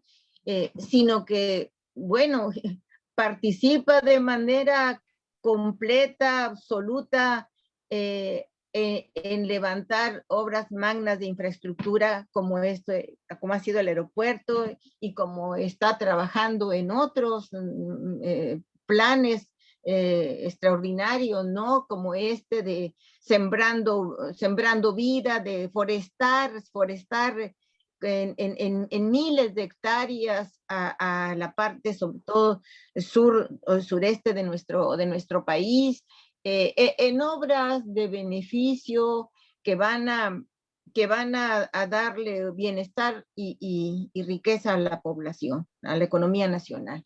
En esto está ahora dedicado el ejército, y paradójicamente ahora la derecha critica al gobierno de que traiga ocupado al ejército en estas obras, cuando por otro lado le está señalando que la Guardia Nacional significa militarizar a la seguridad pública. Bueno, entonces por fin no se ponen de acuerdo, ¿no? Quieren que el gobierno no se ocupe de obras de construcción y de beneficio social, para que siga siendo un ejército que persiga y que masacre al pueblo, como lo hicieron los gobiernos neoliberales, para que pueda hacer un ejército que cumpla sus funciones militares y de violencia. Bueno, el caso es de que ya no es esa la función del Ejército Nacional, porque ya no son tiempos de un Estado represor ni un Estado genocida, son tiempos de un Estado que construye, de un Estado que ocupa sus fuerzas para resolver los problemas sociales del país. Y bueno, yo considero que este problema el desafío que significa la seguridad pública, ¿no? De que ya se deje de de tener esas dolorosas noticias o que no tengamos que ser víctimas en un momento dado del crimen. Esto viene ahora de las secuelas de lo que dejó el crimen organizado, ¿no? De lo que dejó esa componenda, dijéramos, esa complicidad que hubo entre autoridades del gobierno, autoridades policíacas, autoridades públicas con el crimen organizado, y eso está comprobado, no es un rumor, ni es una afirmación temeraria. Tenemos ahí los hechos con el secretario de Seguridad de Calderón encarcelado en Estados Unidos y otros hechos más. Así es de que lo que tiene ahora el gobierno enfrente es que combatir con su estrategia de no echar violencia sobre la violencia, de ir a las causas, como lo está haciendo, a las causas, a combatir las causas sociales que propician o que dan un clima de beneficio a que se vayan por la vía de la violencia las personas con mayores problemas económicos, etcétera, etcétera. Toda esta estrategia del gobierno es considero yo, justa, correcta, pero además, por supuesto, que también se requieren de encontrar los mecanismos, las metodologías y las técnicas adecuadas de la investigación profesional en materia de persecución de delitos, etcétera, etcétera. Y yo sí considero que se está y se pondrá mayor esfuerzo y trabajo de inteligencia en esta materia. Yo considero que la preocupación del presidente y de su personal de seguridad es sincera, es honesta, y que sí es cierto que se levanta muy temprano con esta preocupación en primer lugar todas las mañanas. Pero en ese sentido, en materia de justicia, creo que es uno de los también de los grandes desafíos que tiene en este momento el presidente Andrés Manuel López Obrador, porque está involucrado aquí toda su responsabilidad, la actuación de este fiscal incómodo que se tiene ya, que cada hora que está ahí ocupando el cargo está generándole problemas y problemas y problemas al gobierno federal y directamente al presidente, ¿sí? Ahí sí, creo que es uno de los desafíos más grandes que se tiene que hacer con ese fiscal. De los más inmediatos. Que ya se convirtió de veras en un dolor de cabeza, ya no nada más para el presidente, sino para todos los mexicanos, ¿eh? Porque, mira, lo que está sucediendo con el fiscal, ¿sí?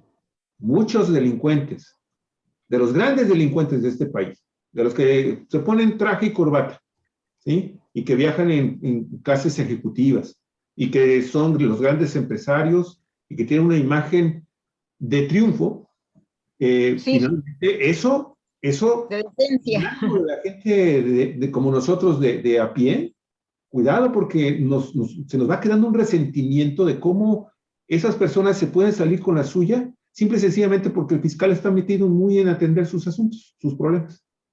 Y eso está generando, pues, mucha inconformidad, Marta. Sí, yo quisiera agregar que efectivamente es el fiscal general de la República, pero también son las fiscalías de los estados, ¿no? También hay que hablar de los crímenes del fuero común, ¿verdad? Porque los feminicidios, los homicidios, todo eso tiene que ver con el fuero común. Sí, efectivamente. Marta, a mí me gustaría escuchar, y para ir cerrando también ya el programa, escuchar a Santos, maestro Santos Urbina, respecto a esa misma pregunta que hice sobre el ejército. ¿Se está dando un cambio en la conciencia del ejército? Y bueno, se me quedó gratamente grabado el discurso, la entrevista que le hace Pigmenio Ibarra al general Crescencio Sandoval, y los conceptos con los que él se refiere al ejército y el trabajo que tiene que desempeñar para sacar adelante la cuarta transformación que la hace suya, ¿no? Y reconoce las manchas que hay sobre el ejército por el pasado, pero dice son otros tiempos. Me gustaría saber su opinión, pero antes, si me permiten también, que para que no se queden algunos datos que me parecen, datos duros que me parecen valiosos respecto a este desafío, este reto que tiene López Obrador de garantizar la seguridad pública en el país. La percepción sobre la inseguridad es una, y los datos duros sobre los avances y cómo se va logrando abatir la delincuencia son otros. Tengo los datos del pasado 17 de marzo del informe de la Secretaria de Seguridad Pública y Protección Ciudadana, Rosa Isela Rodríguez, y que están sustentadas en todas las instituciones que forman parte de las mesas de construcción de paz y seguridad, tanto de los estados como a nivel federal, con la participación constante presidida por López Obrador, de la propia Secretaría de Gobernación, la Secretaría de Seguridad Pública, la Defensa Nacional, la Marina, la Consejería Jurídica, el Centro Nacional de Inteligencia y la Guardia Nacional. Y los datos ahí van muy rápidamente. Dice Rosa Isela Rodríguez, en 2018 se cometían 9,000 delitos del fuero federal. En febrero de 2022 se registra un 33% menos. Son los niveles más bajos que en 2015. Y luego habla del homicidio doloso, dice que disminuyó el homicidio doloso 26.4% en los últimos meses. Esto en relación con la cifra histórica más baja alcanzada en los últimos 5 años. Esta es la relación que da. Y luego menciona los estados donde no se ha podido reducir el homicidio doloso, o es muy baja la reducción, o zigzaguea, sube y baja. Y son 6 estados que concentran el 50% de los asesinatos. Yo los voy a mencionar. Michoacán, hasta hace poco gobernado por Silvano Aureoles, del PRD. Guanajuato, gobernado por el PAN desde los tiempos de Salinas desde los tiempos de Vicente Fox. Baja California, donde estuvo gobernado por el PAN durante 30 años y donde no ha llegado a la cuarta transformación, porque ninguno de los dos gobernantes son representativos realmente del obradorismo. El Estado de México, donde no ha habido alternancia y sigue gobernado por el PRI, que es uno de los estados, si no es que el más corrupto y corruptor del país. Jalisco, gobernado por Movimiento Ciudadano hoy, por Enrique Alfaro, que está bajo la lupa de investigación por Estados Unidos por crimen organizado. Y Chihuahua, donde han tenido alternancia prianista, y ahorita ya lleva, el último gobierno fue Corral del PAN, y lo conserva en sus manos el PAN con Maru Campos. Y luego habla de 59 municipios que concentran el 48% de los homicidios dolosos, y dice que en 50 de esos 59 municipios disminuyó ya el 10% el registro de homicidios dolosos. 34 van lentamente, pero hacia una baja constante. 5 no presentan variación, y son 13 de esos 59 municipios los que requieren esfuerzos mayores para bajar los homicidios. El robo en general se redujo un 35.3% en relación con 2018. El robo de vehículos disminuyó un 49.5% también en relación con 2018. Los feminicidios registran un menos 29% en relación con agosto de 2021, que fue cuando se registró el máximo histórico de feminicidios ya en el gobierno de López Obrador. La violencia familiar, menos 25% respecto al máximo histórico de mayo de 2021, que creció mucho durante la pandemia. La extorsión, un 17% durante 6 meses consecutivos que ha ido registrando hacia la baja. El secuestro, menos 39%. Y habla del huachicol, que prácticamente desapareció y al que no le habían tocado un pelo los gobiernos anteriores porque estaban además implicados, ¿verdad? y habla de, bueno, se estaban robando un máximo ya de 72,000 barriles diarios en 2018 y que se ha logrado durante este gobierno ahorros por 197,000 millones de pesos gracias a casi erradicar por completo el huachicol. Y habla también del la toma de casetas, que se evitó la pérdida de 26,000 millones de pesos a partir del operativo Caseta Segura. Y por último menciona que se han bloqueado 36,700 cuentas bancarias vinculadas a operaciones ilícitas por un monto de 13,621 millones de pesos, esto como trabajo de la Unidad de Investigación Financiera. Son algunos de los datos duros que tengo porque regularmente no conocemos esta realidad y seguimos repitiendo lo que constantemente dicen los opositores y muchos obradoristas, de que la seguridad pública no se logra abatir los problemas de criminalidad. Quería dar estos datos y pedirles su opinión para cerrar el programa, si no tienen inconveniente, maestro Santos Urbina, sí, en relación con el trabajo que... ¿Dijiste Marta primero? No, Marta ya le había preguntado. Ya le había preguntado su opinión sobre el ejército. Okay. Claro. Darle estos datos y cerrar, Santos, el programa. Y, por favor, si me puede contestar también la pregunta sobre la opinión del ejército y el desafío que es la seguridad pública, pero con estos datos y con lo que usted quiera cerrar ya en cuanto a lo que nos falta hacer en estos 3 años. Y comparto las valoraciones que hace la maestra Marta Elvia en el sentido de las consideraciones que hace respecto del ejército. Efectivamente, las características de nuestro ejército, por su origen, pues fueron distintas a las de otros países que se dieron en América Latina, que fueron ejércitos que no surgieron de un proceso revolucionario, de una revolución, ¿no? Nos queda claro. Y que ha sido fundamentalmente responsabilidad de los civiles que, estando al mando del poder público, han utilizado el ejército a sus políticas que no tienen, digámoslo, intereses de carácter popular o nacional. Y nosotros lo vimos, por ejemplo, en el caso de la Escuela de Cuadros del Ejército, que el Colegio Militar.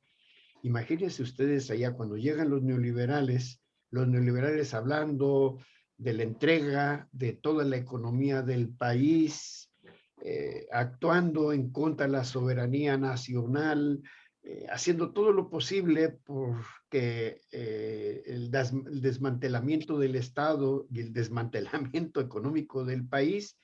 Y mientras la Escuela de Cuadros del Colegio Militar, hablando de soberanía y hablando de mantener estos principios como continuidad de toda una estructura, ¿no? O sea, hubo un divorcio en lo teórico y en lo práctico por parte de lo que es el gobierno y el ejército, y luego fue llevado este proceso, pues, a la utilización del ejército para todos estos actos represivos que tenemos lamentablemente en el país. El uso del ejército como fuerza de choque en contra de los movimientos populares, en contra de los campesinos, en contra de los estudiantes, ¿no? Y está el 68, simplemente el 68, en las que están ahí los guardias presidenciales, Corona del Rosal, ¿no? Atrás de eso, y como la estrategia de un golpe de Estado que se está utilizar el ejército y este sector del ejército. Y cuando pues fue muy saludable la llegada del presidente de la República para desmantelar esta parte del ejército, ¿no? Las llamadas guardias presidenciales, que era un ejército un sector del ejército de élite, del cual pues estaban ahí los golpistas, ¿no? Entonces, el presidente actuó con mucha decisión en el caso del ejército mexicano, y por otro lado reivindicar el papel y la tarea que tiene el ejército en los tiempos de paz, pero en las condiciones de un país tan violento, y la modificación que hace con el sistema de guardia nacional, y que tiene que reforzarse y fortalecerse con la iniciativa que viene, digámoslo así, ¿no? Yo quisiera decir que aquí es el combate también en el aspecto de la seguridad a la cuestión de la impunidad, ¿no? Y lo otro es que todo esto también no solamente es la cuestión de la descomposición del gobierno y la utilización del ejército para los actos represivos, sino la presencia de los Estados Unidos, la estrategia de los Estados Unidos respecto a los temas de seguridad y de carácter militar, ¿no? Durante todo este tiempo se reforzó la participación de todo este tiempo neoliberal, la participación de clases del ejército en las estrategias de los Estados Unidos en América Latina, ¿no? Entonces, vamos, fue un proceso de descomposición que durante todo el periodo neoliberal se agravó y repercutió también en las estructuras del ejército. La llegada del presidente de la República comienza a reordenar reordenar el papel que tiene que tener el ejército, y yo veo que hay mucho respaldo, hay respaldo del ejército, porque contribuye a limpiar el nombre del ejército, su papel en un país como México, con sus antecedentes de carácter histórico. Y lamentablemente vemos que como los índices de inseguridad y de violencia se dan en aquellas entidades de la República en donde todavía sigue gobernando la oposición al proyecto de la Cuarta Transformación, ¿no? Bueno, ya en Michoacán no, pero es la herencia de ese proceso. En Jalisco está ahí, y la resistencia a la coordinación en materia de seguridad. En Jalisco, argumentando el federalismo y todos estos argumentos sin sustento, con el propósito de no establecer esta coordinación. O en Nayarit, con su momento también de resistir a las formas de coordinación. Y bueno, Guanajuato, ¿no? Tamaulipas, carajo. Y los otros estados aquí que se mencionaron, en donde son focos graves de la participación, el Estado de México, ¿no? La participación de la delincuencia asociada con el gobierno de esas entidades, ¿no? Pues esperemos ahora, con esta reforma que ya se ha anunciado, ¿verdad?, que se siga fortaleciendo este camino y que nos permita, pues, avanzar en un proceso de paz en el país y de eliminación de la condición de la violencia, y una solución acertada al problema de la delincuencia organizada, en la que tiene que ver ahí los acuerdos que se tengan que tener con el gobierno de los Estados Unidos, que es el principal instigador. Estados Unidos, el gobierno de Estados Unidos, es el principal instigador de la violencia en México. Son ellos los que están instigando, están dotando de armas, están facilitando todos estos mecanismos, y son los que están facilitando todos los mecanismos también de financiamiento de la delincuencia, ¿no? Ahí está en Estados Unidos gran parte del problema que el país tiene en el aspecto también de la inseguridad. Pues muchas gracias, maestro Santos Urbina. Muchas gracias, Marta Elvia. Nos vemos dentro de 15 días. Ha sido un programa de veras muy sustancioso, muy amplio. Pensé que no nos iba a dar chance de tratarlo todo, pero vimos todo lo fundamental. Nos vemos dentro de 15 días, el 8 de abril, ya muy próximos a la consulta. Entonces, correcto. A víspera. Muchas gracias. Pues que tengan muy bonita fin de semana, ¿sí, maestro? Muy bien, como nos Igualmente, estaremos viendo. amigos. Gracias. Muy bien, no, al contrario, muchísimas gracias, Marta Santos. Siempre es un placer estar platicando con ustedes, escucharlos, y la verdad es que, pues ahí, este es apenas es una avistadilla, una pequeña vista por una ventanita pequeña de lo que está sucediendo en este país, amigos y amigas, que pues empieza a tratar de buscar nuevos rumbos nuevos derroteros a raíz del triunfo del 2018 de Andrés Manuel López Obrador. Y bueno, los retos son muchos, los logros son más, hay errores, pero la idea es de que finalmente este gobierno que nos estamos dando y que nos están dando también quienes encabezan la Cuarta Transformación, pues vaya generando en nosotros, en los ciudadanos de a pie, una conciencia de lo frágil que es mantener las libertades en este país, convulsionado todavía, desafortunadamente, por pues estas bandas criminales transnacionales que pues nada más les tumban una cabeza y les aparecen 10. Así que hay que continuar con mucha esperanza y con aliento porque este año es pesado, hay muchas cosas que se van a definir, que van a trascender hacia el 24, y bueno, en el 24 esperemos que la lucha sea todavía por profundizar aún más este gobierno que nos estamos dando, buscando comenzar a sentar las bases de nuestra democracia en México. Ah, ya sé cómo vas a votar. Ya sé cómo vas a votar. Voy a votar, espérate, voy a votar por Cuadri. Excelente cierre, Javier. Muy bien. Por Lili. No, ese ya me lo ganaron muchos. No, ya el maestro Urbina ya dijo quién es su favorita y coincidimos en eso. Por un momento pensé que era Lili. No. Es que las mujeres, sí, a Javier se le pusieron los pelos así porque pensó en Lili. No, muchísimas gracias. Yo también coincido con esa posición. También tú simpatizas con esa candidatura. También por Claudia Sheinbaum. También, qué padre. No. Claudia. Oye, tenemos otro programa. No, ya, aquí se acabó, se cansó el caballo, amigos y amigas. Aquí le paramos. Excelente fin de semana. Oigan, y por favor, dense una vuelta a partir de las 2 de la tarde al Museo El Caracol. No se va a arrepentir. El Festival Cultural de la Ballena. 3 días de veras de encanto para quienes nos gustan todos estos mamíferos marinos.